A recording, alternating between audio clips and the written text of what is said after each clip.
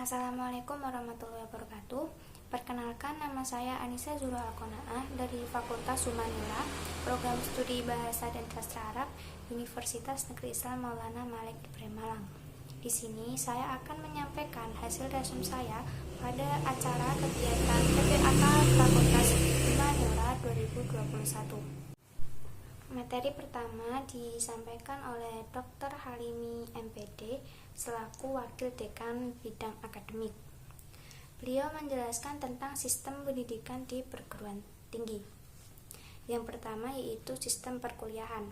Sistem yang digunakan yaitu sistem kredit semester atau biasa disebut dengan SKS. Kemudian beban yang harus diselesaikan sebanyak 150 SKS dalam kurun waktu 8 semester.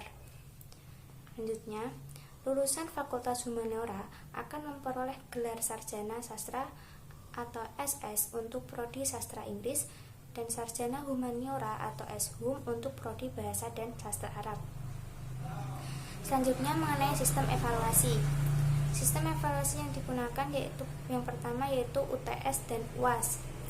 Yang kedua yaitu PKLI atau ujian praktek kerja lapangan. Ujian ini dilakukan setelah menyelesaikan beberapa mata kuliah sebagai prasyarat. Nomor 3 yaitu komprehensif, yaitu ujian secara menyeluruh. Ujian ini dilakukan setelah menempuh semua mata kuliah sebagai prasyarat untuk mengikuti ujian skripsi. Yang keempat yaitu skripsi. Karya ilmiah yang ditulis oleh mahasiswa program sarjana berdasarkan hasil penelitian, kajian teks, kajian kepustakaan sebagai syarat menyandang gelar sarjana. Mengenai PKL. PKL yaitu pembinaan profesi keahlian untuk mahasiswa yang dilaksanakan melalui program magang profesi atau praktik kerja lapangan dengan bobot 2 SKS pada semester 7. Magang profesi ini dilakukan berdasarkan profesi keahlian masing-masing. Jadi, mahasiswa Fakultas Humaniora sudah memilih profesi keahlian pada semester 5. Profesi keahlian di Fakultas Humaniora terdiri dari pariwisata, pengajaran, terjemah, jurnalistik, perfilman atau sinematografi, dan diplomat. Selanjutnya yaitu tugas akhir. Mengenai skripsi, yaitu menggunakan bahasa Arab untuk jurusan Bahasa dan Sastra Arab dan bahasa Inggris untuk jurusan Sastra Inggris. Tugas akhir ini alurnya yaitu pertama pengajuan judul, selanjutnya bimbingan, dan yang terakhir ujian skripsi. Selanjutnya ada syakat dan e-learning. Jadi saat kuliah, masing-masing mahasiswa memiliki syakat. Semua laporan dan aktivitas kegiatan perkuliahan ada di syakat. Laporan penilaian, jadwal, semua ada di syakat. Lalu media yang digunakan yaitu melalui e-learning. Materi kedua disampaikan oleh Dr. Muasomah MPD selaku Wakil Dekan Bidang AIPK. Beliau menjelaskan tentang bagian keuangan dan fasilitas. Yang pertama yaitu fasilitas, meliputi 1. Ruang kuliah. Ada beberapa ruang yang bisa digunakan untuk Fakultas Humaniora. Di setiap ruangan sudah difasilitasi akses Wi-Fi. Nomor 2, ruang perpustakaan, yaitu meliputi perpustakaan pusat UIN dan perpustakaan fakultas. Nomor 3, ruang SAC, yaitu ruangan untuk belajar mandiri, berkelompok, berdiskusi, nonton bareng, membaca berbagai genre buku. Nomor 4 yaitu home theater, biasa digunakan sebagai tempat seminar, nobar, dan berbagai acara mahasiswa seperti drama, menari, puisi, musik, dan lain-lain. Nomor 5 yaitu auditorium, bisa digunakan untuk seminar, lomba-lomba, dan berbagai acara mahasiswa. Nomor 6 yaitu lab bahasa multimedia.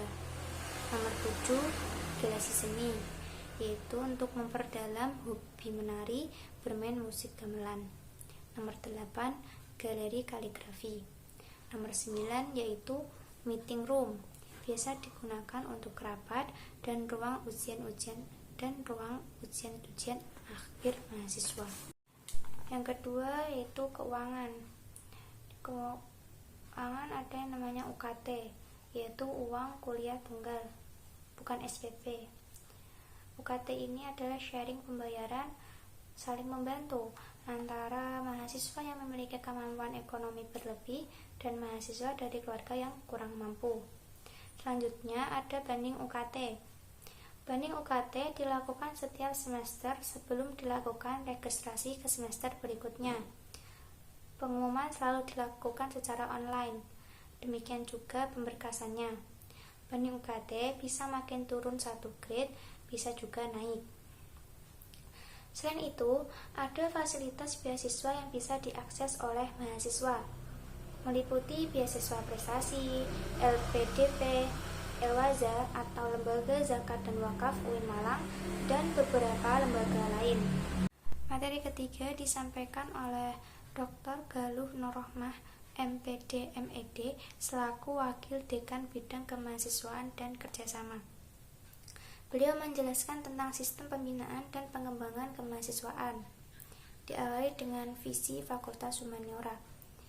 Visi Fakultas Humaniora adalah terwujudnya Fakultas Humaniora integratif dalam memadukan sains dan Islam yang bereputasi internasional. Misinya yaitu 1. Memberikan pembinaan dan pengembangan kemahasiswaan berbasis nilai-nilai Islam dalam membentuk mahasiswa yang memiliki kedalaman spiritual, keagungan akhlak, keluasan ilmu, dan kematangan profesional. Nomor 2. Menyelenggarakan kegiatan yang memacu penalaran dan minat bakat dalam bidang humaniora, budaya, teknologi, dan seni budaya yang bernafaskan Islam. Yang ketiga, mengembangkan jiwa kepemimpinan sosial dan kepeloporan dalam masyarakat berbasis nilai-nilai Islam dan budaya Indonesia. Yang terakhir, mengembangkan kemandirian dan profesionalisme. Tujuannya yaitu 1. Memiliki kedalaman spiritual, keagungan akhlak, keluasan ilmu, dan kematangan profesional. Nomor 2. Memiliki kreativitas, inovasi, dan prestasi di bidang akademik dan non-akademik. Nomor 3. Memiliki jiwa kepemimpinan sosial dan kepelaporan. Yang terakhir, memiliki jiwa kemandirian dan profesionalisme. Untuk mencapai visi, misi, dan tujuan, dibentuk program-program pembinaan dan pengembangan, meliputi 1. Meningkatkan spiritualisme dan keluhuran akhlak. Nomor 2. Pengembangan penalaran dan keilmuan. Nomor 3. Pengembangan profesionalisme. Nomor 4. Pengabdian masyarakat. Selanjutnya yaitu strategi umum pembinaan dan pengembangan. Strategi pertama yaitu terprogram. Maksudnya, semua kegiatan yang dirancang akan secara utuh atau menyeluruh bisa mengakomodasi tujuan-tujuan tadi. Strategi kedua yaitu sinergis. Antara program satu dengan program yang lain saling berkaitan. Yang ketiga, bertahap dan berkesinambungan. Secara bertahap, fakultas akan merancang program-program di tiap jenjangnya. Selanjutnya, strategi demokratis, yaitu bersifat menggali kebutuhan yang diperlukan mahasiswa. Yang terakhir, koordinasi kolaboratif. Kolaboratif akan melibatkan berbagai elemen. Elemen-elemen tersebut meliputi mahasiswa, dosen, tenaga pendidikan, dan antar pihak terkait. Selanjutnya, organisasi mahasiswa intrakampus meliputi DEMA, SEMA, dan HMJ. Lalu komunitas bakat dan minat terdiri dari komunitas peneliti, komunitas kaligrafi, komunitas debat, komunitas penulisan kreatif, komunitas karawitan, komunitas tari, komunitas film, komunitas jurnalistik, dan yang terakhir Al-Jalalain. Selanjutnya ada surat kredit mahasiswa atau SKKM. Jadi, Semua kegiatan yang dilaksanakan oleh mahasiswa, baik bersifat akademik maupun non-akademik, diakui dengan pemberian bobot tertentu yang disebut SKKM. SKKM ini digunakan sebagai syarat ujian komprehensif. Syarat SKKM adalah 250 kredit. Selanjutnya ada hak mahasiswa, meliputi 1. Memperoleh pendidikan, bimbingan, dan pengarahan. 2. Menggunakan dan mengembangkan kebebasan akademik secara bertanggung jawab. 3. Memperoleh pelayanan di bidang akademik, administrasi, dan kemahasiswaan. Nomor 4. Memperoleh penghargaan atas prestasi yang dicapai. 5. Memanfaatkan sarana dan prasarana sesuai ketentuan. 6. Menyampaikan aspirasi secara santun, profesional, dan bertanggung jawab. Kewajiban mahasiswa meliputi 1. Memenuhi kewajiban finalisasi sesuai ketentuan. 2. Mendukung terwujudnya bilingual university dan world class university. 3. Meningkatkan kemandirian dan profesionalitas. 4. Menjunjung tinggi dan mengamalkan ajaran agama Islam. 5. Menjaga pergaulan dengan lawan jenis berdasar norma agama. 6. Menjaga kewibawaan dan nama baik alma mater. 7. Menghormati sesama mahasiswa dan bersikap sopan terhadap pimpinan, dosen, dan karyawan. 8. Menjaga sarana dan prasarana, kebersihan, ketertiban, dan keamanan kampus. Selanjutnya ada kode etik berbusana. 1.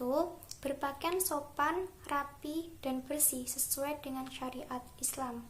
Bagi mahasiswa, tidak memakai kaos oblong, celana ketat, celana atau baju sobek, sarung, sandal, topi, berambut panjang dan atau bercat, bertato, memakai anting, kalung, gelang dalam mengikuti akademik, layanan administrasi akademik, dan kegiatan kampus. Bagi mahasiswi, tidak memakai baju dan atau celana ketat, tembus pandang, busana pendek tanpa jilbab, berhias berlebihan dalam mengikuti kegiatan akademik, layanan administrasi akademik, dan kegiatan kampus. Layanan administrasi Fakultas Humaniora. 1. Yaitu layanan administrasi akademik, meliputi 1. Layanan ujian proposal skripsi. 2. Layanan ujian skripsi. 3. Layanan ujian komprehensif. 4. Layanan distribusi KHS. 5. Layanan praktik kerja lapangan atau PKL. 6. Layanan kegiatan yudisium. 7. Layanan bebas tanggungan. Selanjutnya layanan administrasi umum, meliputi layanan surat keterangan mahasiswa, layanan legalisir, layanan pinjaman ruang dan peralatan. Lalu layanan administrasi keuangan, meliputi layanan dukungan dana kegiatan OMIK. Selanjutnya mengenai sistem perkuliahan mahasiswa baru angkatan 2021. Visi dari program studi bahasa dan sastra Arab yaitu integratif dalam memadukan sains dan Islam yang bereputasi internasional. Untuk misinya yaitu mencetak sarjana bahasa dan sastra Arab yang berakhlak ulul albab. Kemudian menyediakan sarjana bahasa dan sastra Arab untuk memenuhi kebutuhan masyarakat, memberikan akses pendidikan bahasa dan sastra Arab yang lebih luas kepada masyarakat. Strateginya yaitu menyelenggarakan Tridharma perguruan tinggi bahasa dan sastra Arab secara integratif yang berkualitas. Masa studi dalam perkuliahan paling cepat 8 semester dan paling lama 14 semester. Selanjutnya, jalur masuk Universitas Prodi Bahasa dan Sastra Arab ini adalah melalui jalur SPAN PTKIN, UMPTKIN, Mandiri Tulis, Mandiri Prestasi, Mandiri Luar Negeri, dan Beasiswa Teladan. Gelar dari Bahasa dan Sastra Arab adalah Sarjana Humaniora. Untuk kurikulumnya menggunakan kurikulum Kampus Merdeka. Program studi Bahasa dan Bahasa dan Sastra Arab sendiri sudah mendapatkan akreditasi A sebanyak 3 kali dan sudah tersertifikasi internasional ASEAN University Network Quality Assurance. Kemudian tahun depan akan melaju ke akreditasi unggul. Jumlah dosen di program studi Bahasa dan Sastra Arab 32 dosen tetap lulusan dalam dan luar negeri serta 18 tenaga pendidikan. Sedangkan beban SKS setiap mahasiswa adalah 150 SKS. Untuk kriteria lulusannya yaitu ahli bahasa dan sastra Arab, guru bahasa Arab, penerjemah bahasa Arab, pendamping pembimbing manasik haji di bidang bahasa Arab, tenaga peneliti di bidang bahasa Arab, konsultasi bahasa Arab di balai bahasa, pemandu wisata, jurnalistik, sutradara film, dan diplomat. Ada beberapa fasilitas pendukung seperti ruang kuliah bersama, laboratorium bahasa dan multimedia, mahat ahli, dan lain sebagainya. Jika mahasiswanya mau dan siap untuk diarahkan, dibimbing, dan dikader, maka ada jaminan bahwa lulusannya atau outputnya akan sukses di dunia kerja maupun dalam pengabdian di masyarakat. Sekian dari saya. Wassalamualaikum warahmatullahi wabarakatuh.